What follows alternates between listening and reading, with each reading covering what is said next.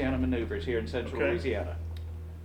The maneuvers started, or the idea behind the maneuvers came about because of General Marshall. General Marshall became Chief of Staff of the Army September 1st, 1939. And one of the things that he expressed to Congress, that he did not want the United States Army blundering to glory as it had in World War I. So one of the hallmarks that he thought was necessary was to have large-scale maneuver training. And as the Army started its first peacetime draft in 1940, it went to the different camps and started training at the lowest level, working their way up to eventually they had division level training going on. From this point, they decided that it was time to do corps level training. And so they looked around the country and decided, where should we have this corps level training? Well, they ruled out the East Coast and West Coast and pretty much the North because of the weather conditions. You cannot readily train year round.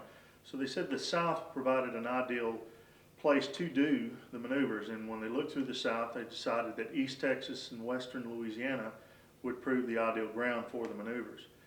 So they had a corps versus corps exercise here. About 60,000 men came to Louisiana to conduct the first large-scale peacetime exercise. And it proved very beneficial to the Army.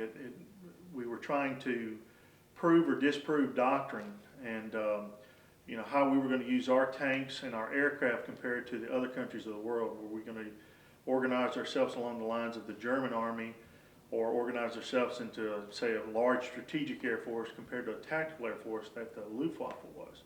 So see, these were some of the things that they were bringing out here. The maneuvers proved successful, but not without their problems.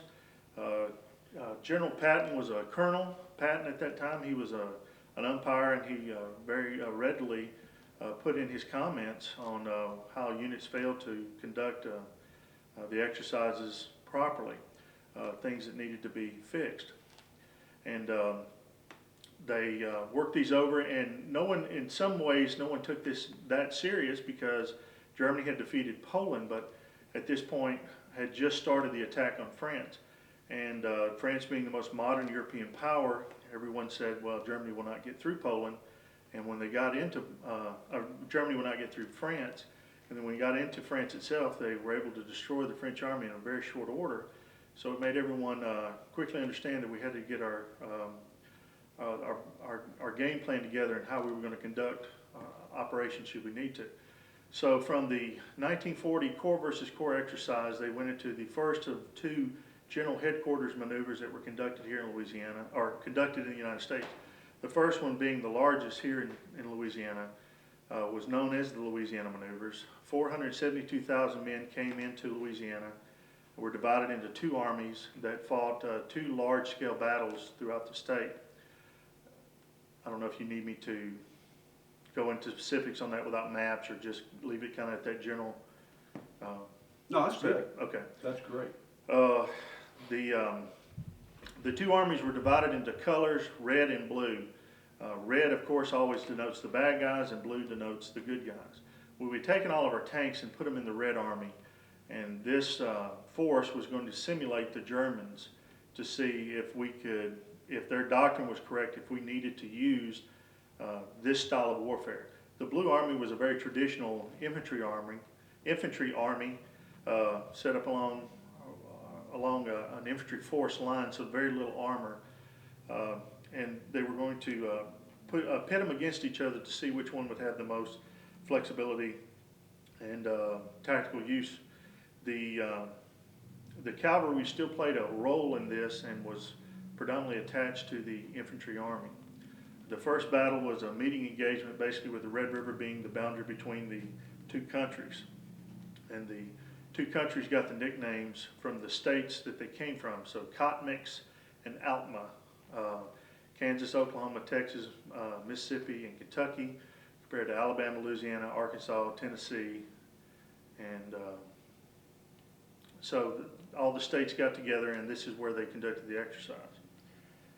I don't know if that's enough, or need to keep going, or do I need to go into each of the individual battles? Or, yeah. I think that'll do it. Now, a couple of things, Bill. Fire away.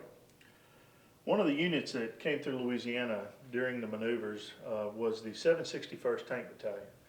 And what made this unit unique, most people have heard of the Tuskegee Airmen, the great experiment over in Alabama, but most people haven't heard of the 761st Tank Battalion. What made this unit unique is they were all African American, and just like the Tuskegee Airmen, it was thought that the African Americans didn't have the intellectual capability to actually be tankers. So this was one of the great experiments, and they proved very successful. When they got into the European Theater of Operations, they were once again segregated, and they didn't want to use them. And but when they finally got them into combat, once they got into combat, they became very good. And how do you get good in combat? Well, you do it a lot, and they did. And so once they got them in combat, they didn't want to pull them out. They proved very beneficial to the different divisions that they served under in the ETO.